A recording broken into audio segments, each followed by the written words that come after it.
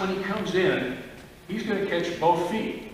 So he's going to come around the side, see that? Close him in, like squish him in with the hands. Hips are lower, see his belt's lower than Steve's belt, okay? Now when he does this, with that left leg, he's going to hook, and he's going to try to hook Steve's far leg.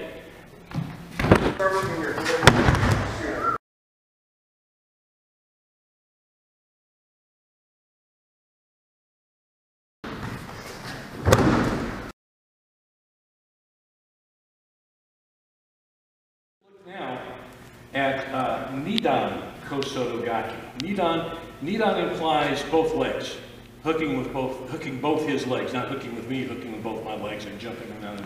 We were joking about that. No, I'm hooking my one leg, catching both his legs. Okay, Nidan SOTO GAKE, minor outer hook. Okay, and again, when we say Soto, it's outside the line of the hips, it's outside the body, outside the legs, so that's the Soto part of it.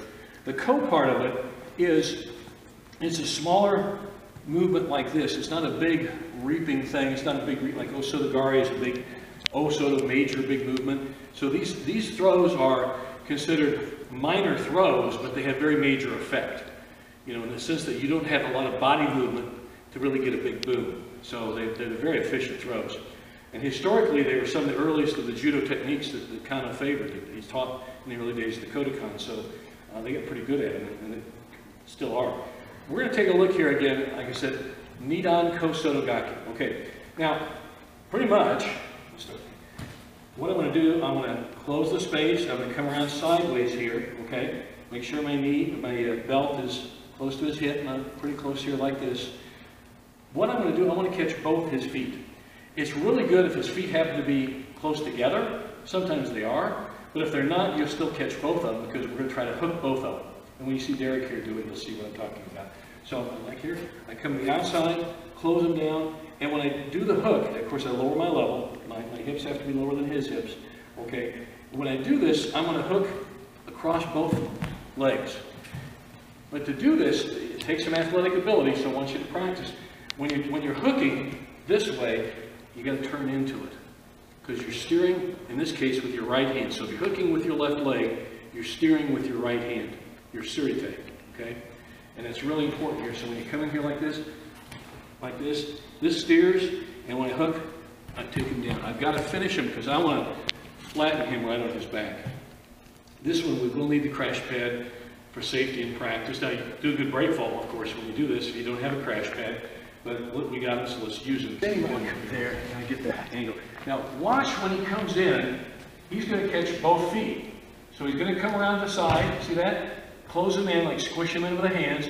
Hips are lower, see his belt's lower than Steve's belt, okay? Now, when he does this, with that left leg, he's going to hook, and he's going to try to hook Steve's far leg.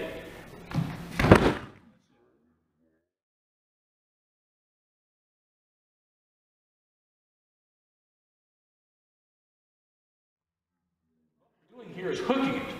And so when he comes around to the side, see how he did that hook? Now that's where you got to have some athletic ability, because when Derek hooks with his left foot and leg, he's turning with his right body into it, his right shoulder into it, and flattening it. So you got to get a lot of chest contact, a lot of torso contact. So he comes around the side. I mean, you clock it. This is a clean pawn. This ends the fight. But you see how he's hooking. Now, Steve, this time, you're patient and thank you. Get your legs pretty close. The closer his legs are, the easier the throw this happens to the throw. See how he really launched him? So if his legs are close, he's in trouble. So that's why,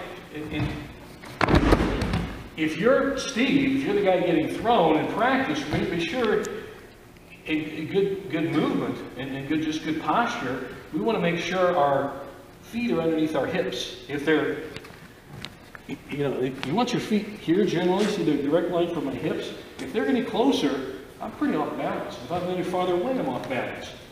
So in this case, if Steve happens to have his legs really close, he's a real sucker for this.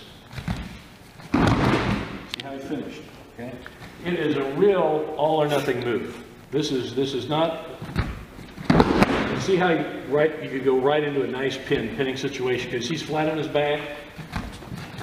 say you're in judo and for some odd reason the referee does not call a pawn, Oh, man. you can stick him right into the case of Katami or Munetami. Pin to win. Yeah, pin to win, that's right. So, you know, in the Aikido, but that is a high percentage pawn move there, okay?